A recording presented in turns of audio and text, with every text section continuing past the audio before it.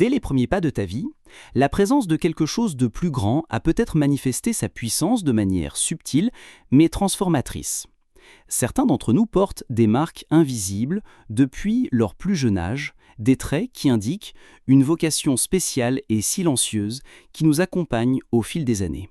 C'est comme si le Créateur avait préparé un chemin unique, laissant des signes tout au long du voyage pour nous rappeler le but divin qui nous a été confié. Ces signes, souvent délicats et apparemment ordinaires, révèlent que depuis l'enfance, tu as été mis à part pour quelque chose de plus grand. Ils sont la preuve que ton existence est liée à une mission spirituelle, une tâche qui transcende la compréhension immédiate. Peut-être as-tu vécu des moments où tu as ressenti une connexion profonde avec le monde qui t'entourait, ou une certitude inexplicable que tu n'étais pas seul. Ces expériences n'étaient pas le fruit du hasard, elles sont des manifestations d'un dessein plus grand. La parole de Dieu nous rappelle cette réalité. Dans Jérémie 1, 5, il est écrit « Avant que je ne te forme dans le ventre de ta mère, je te connaissais. Avant que tu ne sortes de son sein, je t'ai mis à part, je t'ai établi prophète des nations. » Comme Jérémie, de nombreux élus manifestent déjà des caractéristiques dès l'enfance qui les distinguent et les préparent à une destinée spéciale. Aujourd'hui, je t'invite à réfléchir aux traits de ta propre histoire et à reconnaître les signes qui ont toujours été présents. Rejoins ce voyage de découverte de soi alors que nous explorons les 10 signes qui pourraient révéler que, dès les premières années de ta vie, tu étais déjà un élu. Peut-être, en regardant en arrière, te rendras-tu compte que les indices étaient là depuis le début, pointant vers le but divin qui t'était réservé. 1. La singularité. Depuis que tu es petit, tu as peut-être eu le sentiment d'être différent des autres enfants. Tu étais peut-être plus introspectif, aimais observer les choses autour de toi, ou avais des pensées et des sentiments que les autres ne semblaient pas partager. Ce sentiment de singularité est comme le pressentiment que tu as été fait pour quelque chose de spécial, même si tu ne savais pas exactement de quoi il s'agissait. Par exemple, pendant que les autres enfants jouaient et se mélangeaient facilement, tu préférais les moments plus calmes pour réfléchir ou poser des questions profondes auxquelles les adultes avaient du mal à répondre. Tu as peut-être même eu le sentiment que le monde qui t'entourait n'avait pas autant de sens pour toi que pour les autres. Tu t'es peut-être même demandé « Pourquoi est-ce que je me sens comme ça ? Pourquoi est-ce que je n'ai pas l'impression d'appartenir complètement à cet endroit ?» Ce sentiment, bien que parfois solitaire, ne signifie pas que quelque chose n'allait pas chez toi. En fait, c'est un signe que tu as été mis à part pour un but plus grand. Cette différence n'est pas un défaut, mais une marque. C'est comme si Dieu avait laissé un signe sur ton âme, montrant que ta vie a une signification spéciale. Un enfant qui se sent ainsi est peut-être celui qui, même sans comprendre pourquoi, ressent le besoin de prendre soin des autres, d'aider ou de protéger quelqu'un. Par exemple, tu as peut-être ressenti de l'empathie pour un camarade de classe isolé ou de la tristesse en voyant quelqu'un souffrir, même si personne n'en parlait. Cela montre un cœur sensible et un cœur préparé pour quelque chose de plus grand. Dans Romains 12, 2, la Bible nous rappelle « Ne vous conformez pas au siècle présent, mais soyez transformés par le renouvellement de l'intelligence. » Ce passage nous enseigne qu'être différent n'est pas un problème, mais fait partie de qui tu es. Ce sentiment de singularité est le premier indice que Dieu a quelque chose de spécial en réserve pour toi. L'accepter peut être le premier pas pour comprendre le but qu'il a placé dans ta vie. 2. La conscience. Depuis que tu es petit, tu as peut-être remarqué que tu voyais le monde différemment. C'est comme si tes sens étaient plus en éveil, captant des détails que les autres manquaient. Cette perception accrue n'était pas quelque chose que tu pouvais pleinement expliquer ou comprendre, mais c'était comme si tu étais en phase avec quelque chose de plus grand, quelque chose au-delà de ce que tes yeux pouvaient voir. Peut-être, pendant que d'autres enfants étaient distraits par des jeux ou des situations de tous les jours, as-tu remarqué les émotions dans le regard des gens, leurs gestes ou même des changements subtils dans l'environnement. C'était comme si tu avais une sensibilité spéciale pour percevoir des choses qui n'étaient pas si évidentes pour ceux qui t'entouraient. Cette conscience ne se limitait pas à l'observation, mais aussi au ressenti. Tu pouvais percevoir une atmosphère différente dans des lieux ou même pressentir que quelque chose était sur le point de se produire, même sans preuve concrète. Par exemple, tu as peut-être des souvenirs de moments où tu as ressenti une forte connexion avec la nature ou avec des situations simples mais qui ont éveillé quelque chose de profond en toi. Une brise légère, le bruit de la pluie ou le silence de la nuit ont pu te faire ressentir quelque chose d'inexplicable, comme si l'univers essayait de te dire quelque chose. Ces moments n'étaient pas des coïncidences, c'étaient des signes que tu avais une connexion spéciale avec ce qui est au-delà du physique. Cette sensibilité n'est pas courante et est donc l'une des marques distinctives d'un élu. Elle reflète la capacité de percevoir et d'interpréter le monde d'une manière unique, révélant le rôle spécial que tu as été appelé à jouer.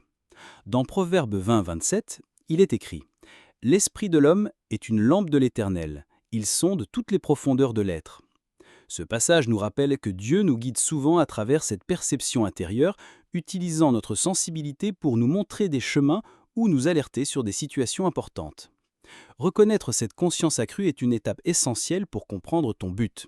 C'est un outil donné par Dieu pour que tu puisses accomplir la mission pour laquelle tu as été mis à part, te permettant de voir au-delà des apparences et de percevoir ce qui compte vraiment dans ton cheminement. 3. L'empathie.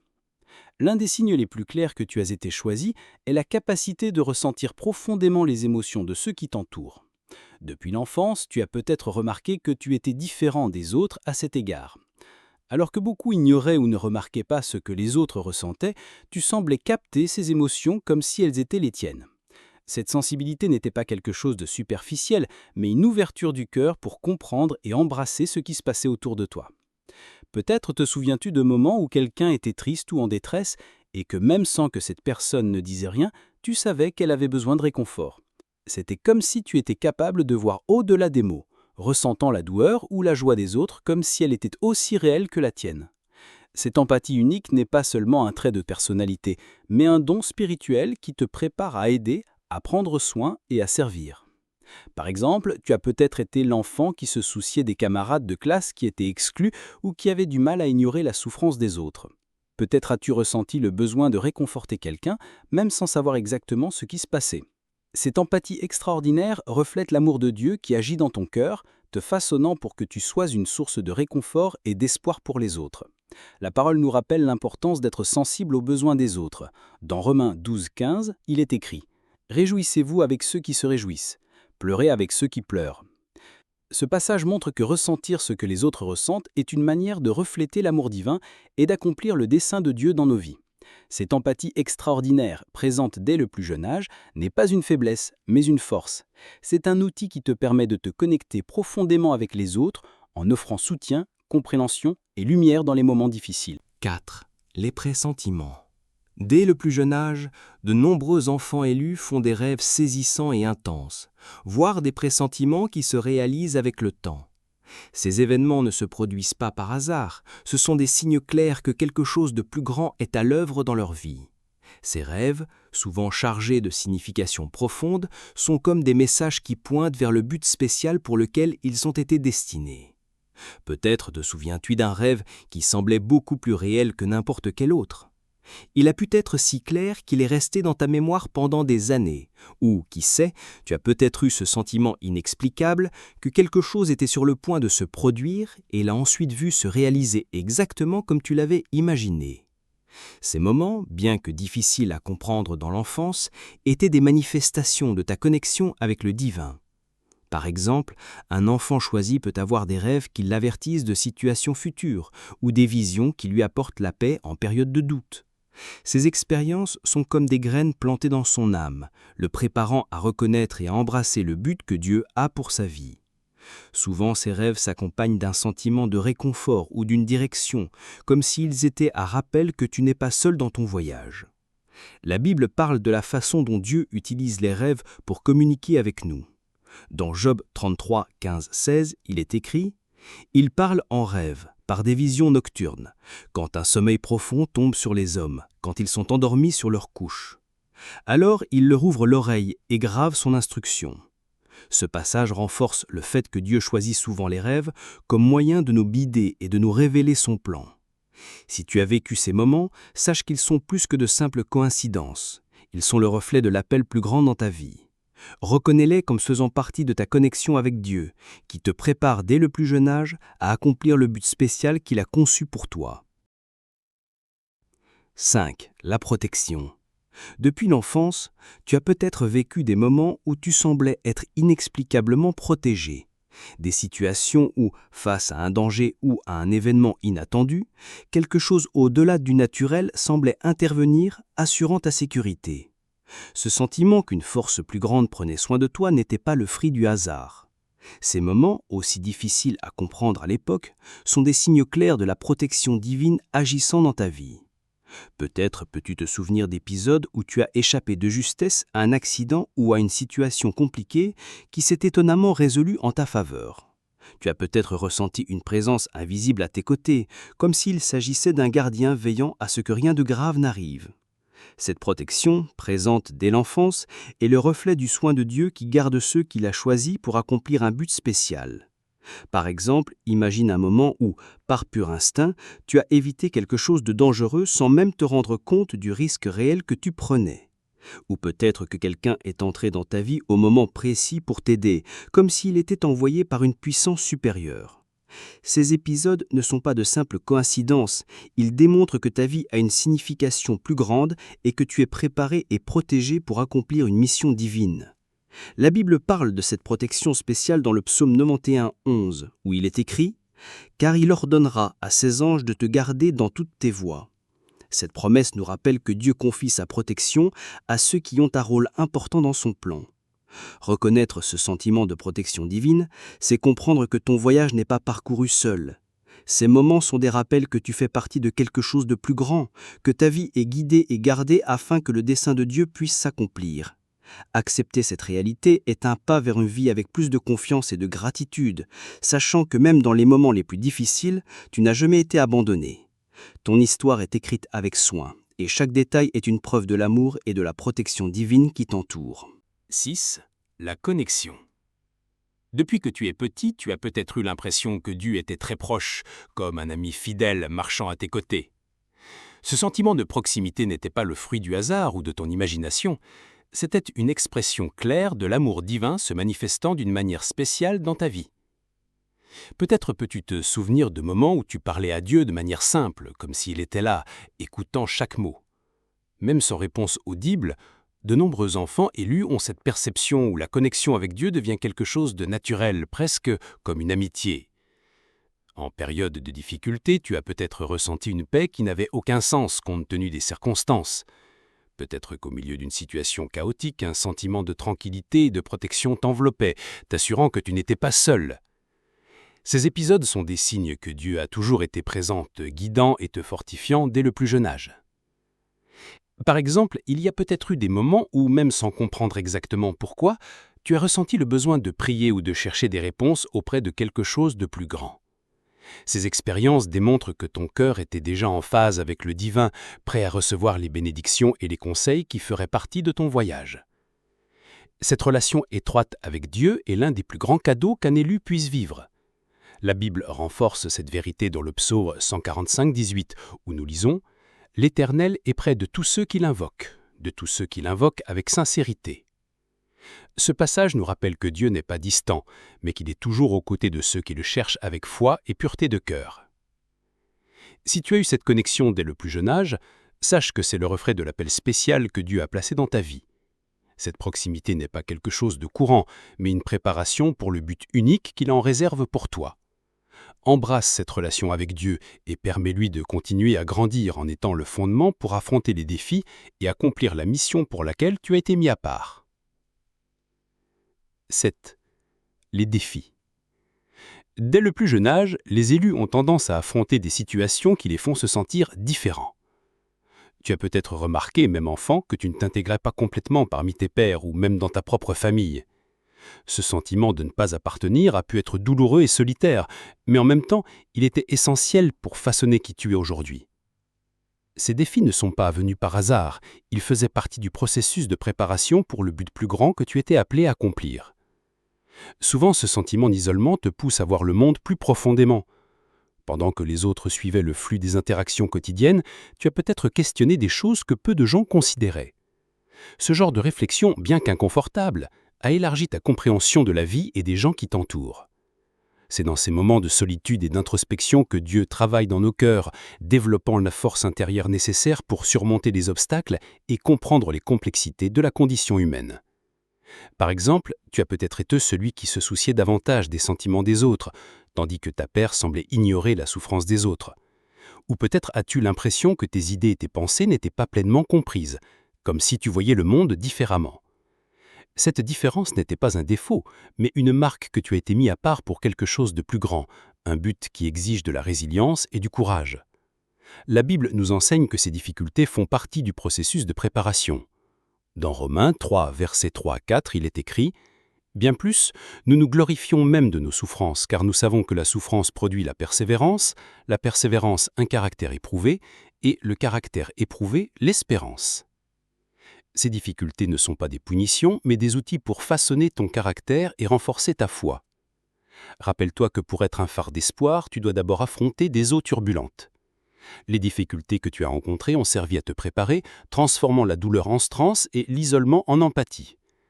Ce processus ne te façonne pas, mais te donne également le pouvoir d'être un exemple de persévérance et de foi, inspiré par le dessein divin qui a toujours été présent dans ta vie. 8. La fascination. Dès le plus jeune âge, tu as peut-être montré un intérêt inhabituel pour les histoires qui transcendaient l'ordinaire. Alors que de nombreux enfants étaient attirés par les contes de fées ou les aventures fictives, tu préférais peut-être entendre des récits de courage, de foi et de sacrifice. Les histoires de martyrs, de leaders spirituels ou de personnes qui ont affronté de grandes adversités pour accomplir un but plus grand ont captivé ton attention d'une manière spéciale. Cette fascination n'était pas seulement une préférence, mais un reflet de l'appel unique que Dieu a placé dans ta vie, te préparant à être une lumière dans un monde souvent assombri par le doute et la peur.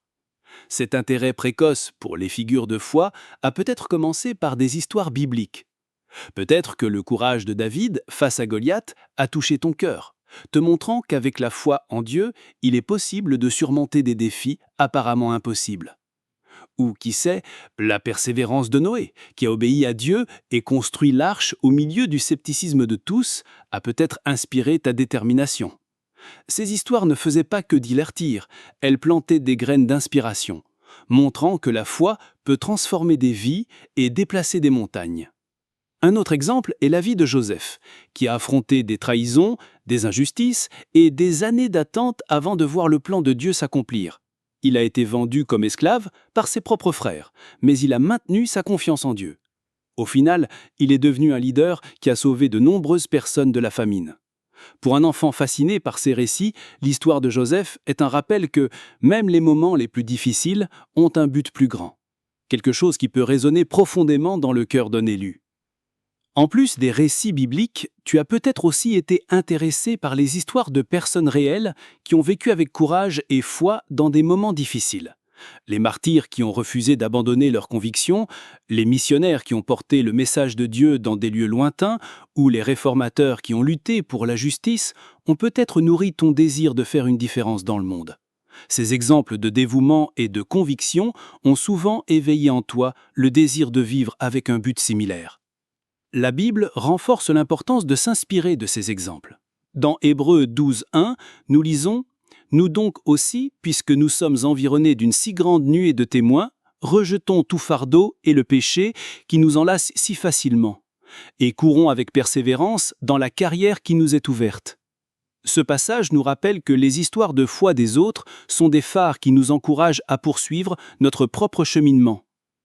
Si tu t'es identifié à ces histoires dès le plus jeune âge, c'était plus qu'une simple préférence, c'était une préparation pour ton appel. Dieu façonnait ton cœur pour être une inspiration, quelqu'un qui pourrait vivre avec le même courage et le même dévouement qui te fascinait tant. Ces histoires n'étaient pas de simples exemples, elles étaient le reflet du but que Dieu révélait déjà dans ta vie. 9. La curiosité.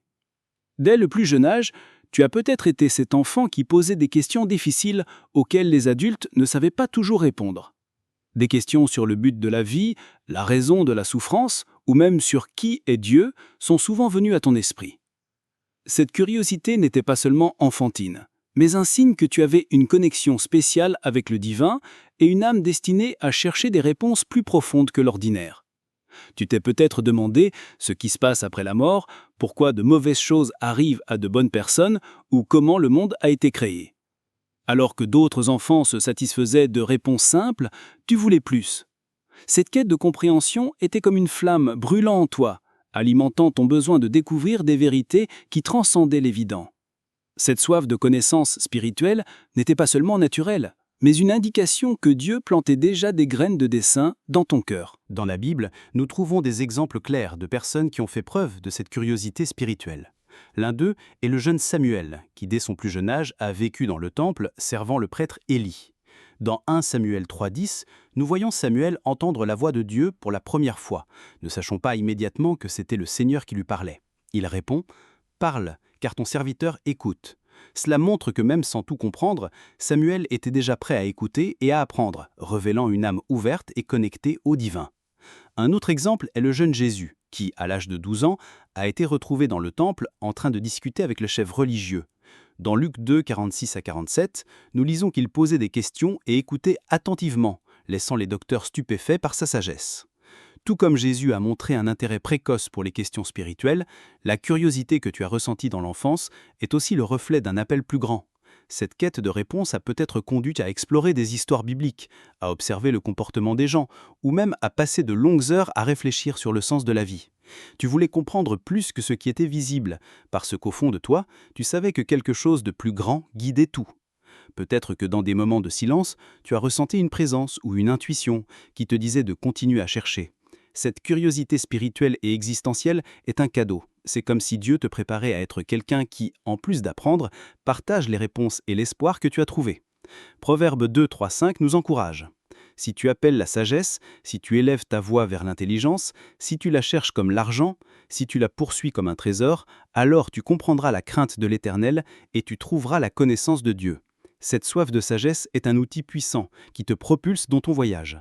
Elle ne façonne pas seulement ta foi, mais te donne également le pouvoir d'inspirer les autres à chercher des vérités qui transforment des vies. Peut-être que dans l'enfance, tu as surmonté des défis, tels que la perte d'un être cher, des difficultés financières ou des problèmes familiaux. Même si ces moments ont été douloureux, ils t'ont façonné, te préparant à affronter des situations encore plus grandes à l'avenir. Cette résilience est comme une armure spirituelle qui t'aide à continuer, même lorsque le poids semble trop lourd. Ce n'est pas facile à comprendre, mais les difficultés que tu as rencontrées n'ont pas été vaines. Chaque obstacle surmonté t'a rendu plus fort, plus préparé et plus capable d'accomplir le but que Dieu a pour toi. La résilience dont tu fais preuve est le reflet du plan divin qui est à l'œuvre dans ta vie. Sois reconnaissant pour cette force qui semble souvent venir de nulle part. C'est un rappel que tu n'es jamais seul et que Dieu sera toujours à tes côtés, même dans les batailles les plus difficiles. Utilise cette force pour continuer à avancer, sachant que chaque victoire te rapproche de ta destinée en tant qu'élu. Reconnaître ces signes dans ta vie n'est que le premier pas d'un voyage qui se déroule constamment. Chaque phase de ton histoire apporte de nouvelles révélations, des défis et des opportunités de croissance spirituelle. Des moments qui semblaient insignifiants dans l'enfance peuvent prendre un nouveau sens à mesure que tu progresses dans ta marche avec Dieu. Cet ami imaginaire à qui tu parlais a peut-être été un guide spirituel envoyé pour veiller sur toi. Les moments où tu as échappé à des situations difficiles sans explication logique étaient en fait des interventions divines. Être choisi ne signifie pas avoir une vie sans difficulté. Au contraire, ton parcours est marqué par des défis qui façonnent ton caractère, tout comme l'or est raffiné par le feu pour devenir plus pur et plus précieux. Ces moments d'épreuve ne sont pas des punitions, mais des étapes d'apprentissage et de renforcement. Ils servent à te préparer pour le but plus grand que Dieu a en réserve pour toi. Si tu reconnais ces signes dans ton histoire, sache que ce n'est pas une coïncidence. Tu fais partie d'un plan divin qui se révèle chaque jour. Partage ton expérience avec d'autres qui découvrent également ce que signifie être choisi. Ton histoire peut inspirer et fortifier ceux qui sont encore au début de ce voyage. Laisse ta lumière briller de 1000 feux, illuminant le chemin pour ceux qui t'entourent et reflétant l'amour de Dieu à chaque pas que tu fais. Cette lumière n'est pas seulement pour toi, mais pour tous ceux qui cherchent à trouver leur propre but. Commente ci-dessous si tu reconnais ces signes dans ton enfance. Partageons, apprenons et grandissons ensemble dans ce voyage béni. Amen.